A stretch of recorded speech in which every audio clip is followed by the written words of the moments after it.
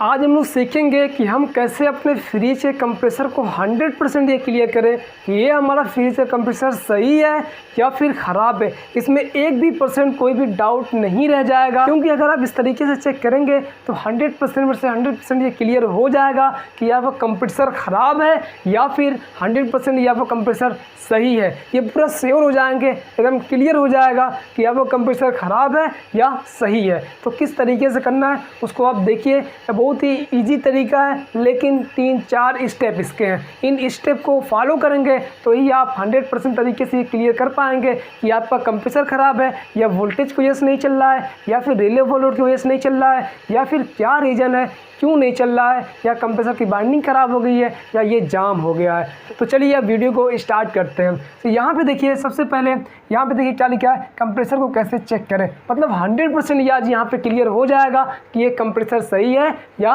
ख़राब है। अब मान लीजिए कि आपका कंप्रेसर नहीं चल रहा है, यहाँ पे आपने रिले ओवरलोड को भी नया लगा के चेक कर लिया, सप्लाई भी आ रही है लेकिन कंप्रेसर नहीं चल रहा है या चल भी रहा है तो घूं घूं कर रहा है, फिर उसके बाद ओवरलोड जो है वो ट्रिप कर दे रहा है। तो आखिर क्या रीज़न है इसको जानते हैं। तो आज यही क्लियर होने वाला है कि ये कंप्रेसर सही है या ख़राब है, ये 100% क्लियर हो जाएगा। तो चलिए अब इसको जानते हैं कैसे 100% क्लियर करेंगे कि ये हमारा कंप्रेसर ख़राब है या सही है। तो अब यहाँ पे देखिए, सबसे पहले जब आप सब चीज़ क्लियर कर लेंगे फिर उसके बाद आप कंप्रेसर को कंटिन्यूटी चेक करेंगे। मतलब कंप्रेसर में जो 3 पिनें बनी हुई हैं, कॉमन रनिंग और स्टार्टिंग की, कॉमन रनिंग और स्टार्टिंग की जो 3 पिनें बनी हैं इनको आप चेक करेंगे आपस में कंटिन्यूटी। तो यहाँ पे ये जो मीटर है इसको साउंड वाले पे, मतलब बजर वाले मोड पे कर देंगे। उसके बाद दोनों तारों को ले जाके बारी बारी से सब पे चेक करेंगे और चेक करेंगे बारी बारी से तीनों पे, मतलब तीनों पिनों पे बताना चाहिए, मतलब कंटिन्यूटी बताना चाहिए, कुछ आवाज़ आनी चाहिए या फिर कुछ यहाँ पे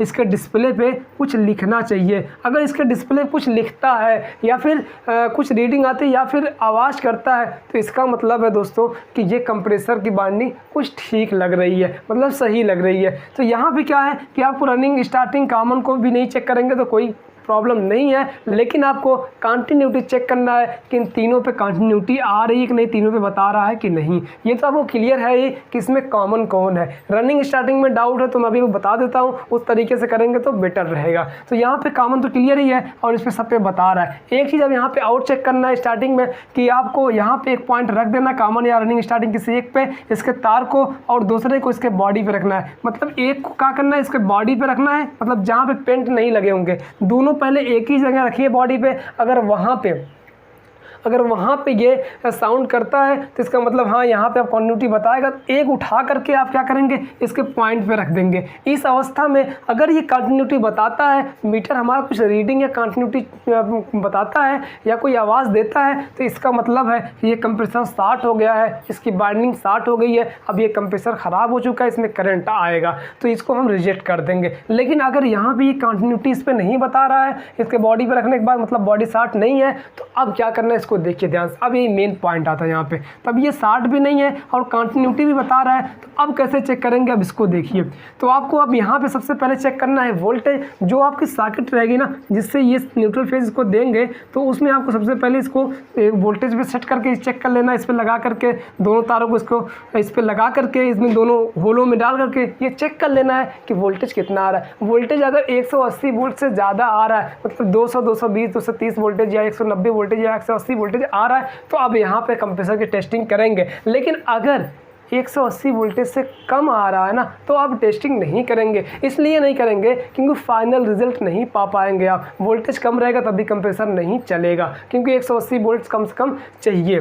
तो मान लीजिए यहाँ पे हमारा जो वोल्टेज आ रहा है 220 वोल्टेज आ रहा है, मतलब भरपूर वोल्टेज आ रहा है। तो अब आपको क्या करना है, यहाँ पे देखिए, अब यहाँ पे आपको करना है इसको डायरेक्ट स्टार्ट। डायरेक्ट स्टार्ट करने के लिए क्या करना रहेगा, आपको न्यूट्रल या फेज किसी एक तार को कॉमन पे रख देना है, इसके कॉमन वाली पिन पे। चलिए इसको थोड़ा सा हटा देते, ये क्लियर रहे। आपको कॉमन तो पता ही रहेगा, क्योंकि या तो ये कॉमन ऊपर रहेगा या फिर नीचे रहेगा। रनिंग स्टार्टिंग में डाउट है तो चलिए उसको अभी डाउट रहने दीजिए, उसको कोई दिक्कत नहीं है, मैं बताता हूँ कैसे चेक करना है। तो यहाँ पे आप सबसे पहले एक तार न्यूट्रल या फेज़ को कॉमन पे रख देंगे, और जो फेज़ वाला तार रहेगा ना उसको आपको एक बार रखना है कहाँ पे, दाहिने तरफ। कहाँ रखना है, दाहिने तरफ रखना है, मतलब दाहिने वाला जो पिन है ना इस पर रखना है। या फिर मैं आपको थोड़ा सा ईजी कर दूँ कि जो आपका रिले रहेगा ना उस रिले में देखिए, रिले में क्या होता है 4 पॉइंट या 2 पॉइंट या 1 पॉइंट होता है। तो ये जो देखिए इधर एक इधर मान लीजिए 2 पॉइंट है, तो अगर इस साइड दिया है, फेज इस साइड दिया है दाहिने तरफ, तो आपको दाहिने तरफ इसको एक बार रख देना है। उसके बाद आपको क्या करना है, एक काम और करना है, ये जो क्लैम मीटर रहेगा ना, इसको उठा के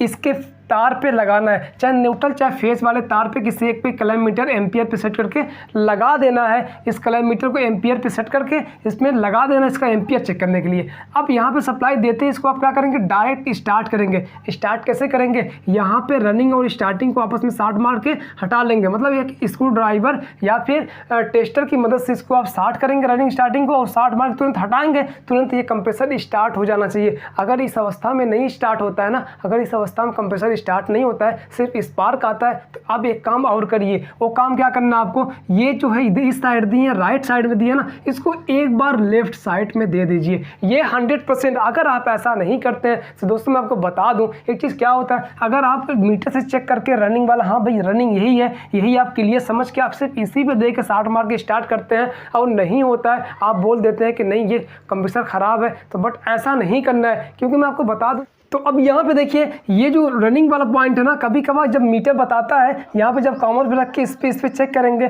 तो जिस पे रनिंग रहता है ना, कभी कभार जब ये कंप्रेसर चलते चलते वाइंडिंग कभी कभार हीटअप हो जाती है, तो वहाँ पे ये रेजिस्टेंस जो बताने लगता है, तो यहाँ पे ये बताता है कि अगर रनिंग वाला ना, कभी कभार रनिंग वाले पे ज़्यादा बताने लगता है, स्टार्टिंग वाले पे कम बताने लगता है, जबकि जिस पे कम बता रहा है वो स्टार्टिंग की है और जिस पे ज़्यादा बता रहा है वो रनिंग का है। तो आप इसीलिए मैं कह रहा हूँ कि जब आप फाइनल टेस्टिंग करें तो एक बार इस पे दाहिने वाले पे रख के चेक कर लें, साट मार के अगर नहीं स्टार्ट होता है ना, तो आपको क्या करना है, दाहिने वाले से उठा करके क्या करना है, आपको बाएं वाले पॉइंट पे रखना है। ये क्लियर। अगर आप ऐसा नहीं करेंगे तो कभी आपके साथ ये गलती होगी कि आप बोल देंगे कंप्रेसर ख़राब है और दूसरा टेक्नीशियन आएगा इस तरीके से टेस्ट करेगा, तो अगर हो सकता है रनिंग वाला ये वाला साइड हो, क्योंकि मीटर से क्लियर कभी कभार कंप्रेसर में नहीं हो पाता है, रनिंग और स्टार्टिंग कभी कभार नहीं हो पाता है ये क्लियर, क्योंकि हम लोग कई कंप्रेसर पे ऐसा सिस्टम देखे हैं कि इस पे रनिंग ये बता रहा है बट इस पे चल रहा है, मतलब ये कि रनिंग बता रहा है ये, लेकिन ये स्टार्टिंग है, इस रनिंग यही वाला है, सिर्फ मीटर ये बता रहा है कि मतलब रनिंग ये है।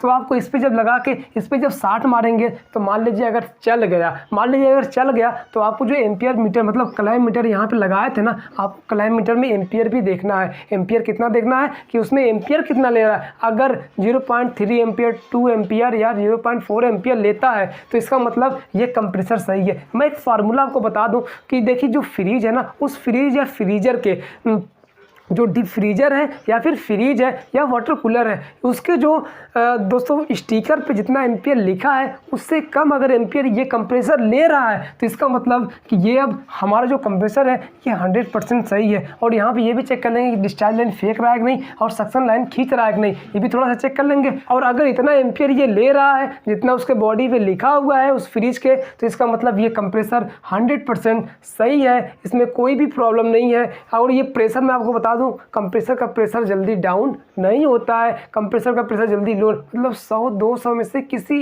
एक कंप्रेसर का प्रेशर डाउन होता है, बट ऐसा बहुत कम मिलता है। सिर्फ इसकी बाइंडिंग में प्रॉब्लम आती है ज़्यादातर और ये जाम हो जाया करता है, ये प्रॉब्लम आता है। तो आप जब ये डायरेक्ट चला के चेक करेंगे तो मान लीजिए इस पे रखने के बाद जब इस पे साट मारे, इस वाले पे साट मारे, ये स्टार्ट हो गया, तो स्टार्ट हो गया तो चल रहा है। अब उसके बाद क्या करना है, स्टार्ट हो गया और ये चल रहा है, आप मीटर भी लगाएं, ये भी चेक कर लिए कि इसका एम्पियर कितना। कभी कभार ऐसा होता है कि ये जो कंप्रेसर है ना, ये कंप्रेसर चलता है, मतलब चलता है लेकिन एम्पियर ज़्यादा रहता है, और फिर जब हम क्या करते हैं एम्पियर नहीं नापे रहते हैं, तो जब उस पर रिले ओवरलोड लगाते हैं ना, तो ओवरलोड उसको कट कर देता है, नहीं चला पाता, उसको कट कर देता है। इसलिए आपको ये क्लियर आपको लगाना ही लगाना है मीटर को, ये एम्पियर चेक करने के लिए कि एम्पियर जो उसके बॉडी पर लिखा है फ्रिज के जिसमें ये कंप्रेसर लगा है उससे कम ले रहा है कि नहीं। अगर उससे कम लेता है ना तो ये कंप्रेसर 100% सही है, और अगर ये चल रहा है और एम्पियर भी उतना ही ले रहा है जितना उसके बॉडी पे लिखा है उससे कम ले रहा है, तो इसका मतलब ये कंप्रेसर 100% सही है। आप इसको दोबारा से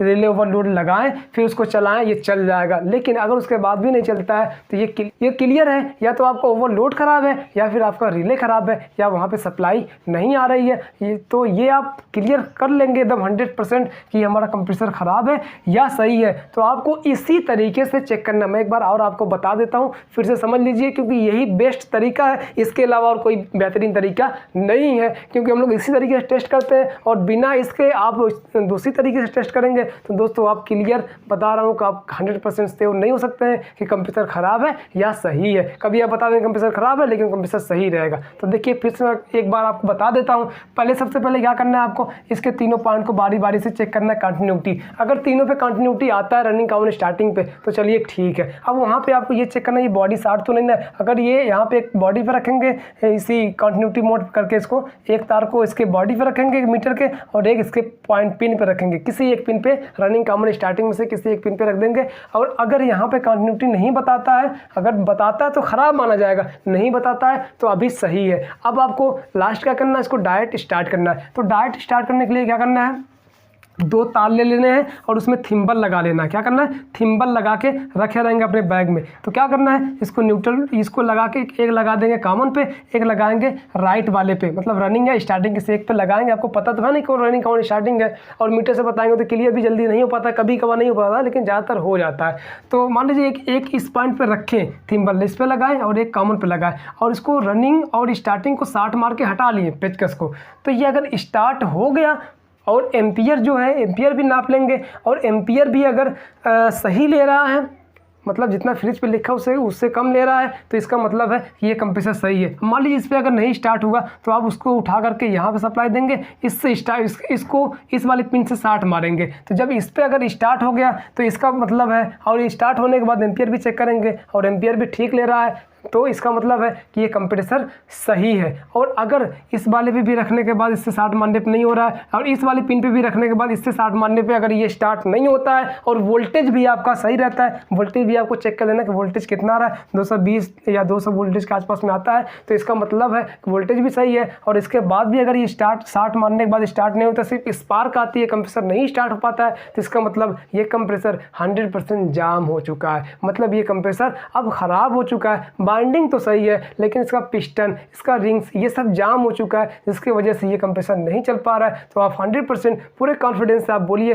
कि हाँ ये आपका कंप्रेसर ख़राब है, ये अब काम नहीं करेगा, इसको आप रिप्लेस करवाएंगे तो ये काम करेगा। तो इस तरीके से जब आप कभी किसी कंप्रेसर को टेस्ट करेंगे तो आप भी श्योर रहेंगे 100%, और कस्टमर को भी 100% सर्टिफाइड कर देंगे कि हाँ ये आपका कंप्रेसर सही है या फिर ख़राब है। तो आपको इसी तरीके से चेक करना है, तो ही आप फाइनल रिजल्ट दे सकते हैं कि कंप्रेसर ख़राब है या फिर कंप्रेसर सही है। मैं कहता हूं कि आप इस तरीके से चेक करिए, ताकि अगर आप ये बोल दें कंप्रेसर ख़राब है तो कोई भी मिस्त्री आए वो यही बोले हाँ ये कंप्रेसर ख़राब है। ऐसा ना हो कि कभी आप बोल दें, आप टेस्ट सही तरीके से ना कर पाएँ और आप बोल दें कि भाई कंप्रेसर ख़राब है, फिर कोई दूसरा टेक्नीशियन आएगा, क्योंकि कंप्रेसर बड़ी चीज़ होती है ना, ये महंगा आता है, तो जो कस्टमर होता है वो दूसरे को भी बुलाता है। तो अगर वो आया और आप सही से नहीं टेस्ट कर पाए थे और बोल दें कंप्रेसर ख़राब है, और दूसरा टेक्नीशियन आया वो आगे इसको चेक किया और कहा नहीं ये सही है और लगा दे रिले ओवरलोड, उसके बाद चलने लगा, तो इससे क्या होगा कि आपका जो कस्टमर है वो टूट जाएगा। तो आपको इसी तरीके से कंप्रेसर को चेक करना है। तो बस आज के लिए इतना है।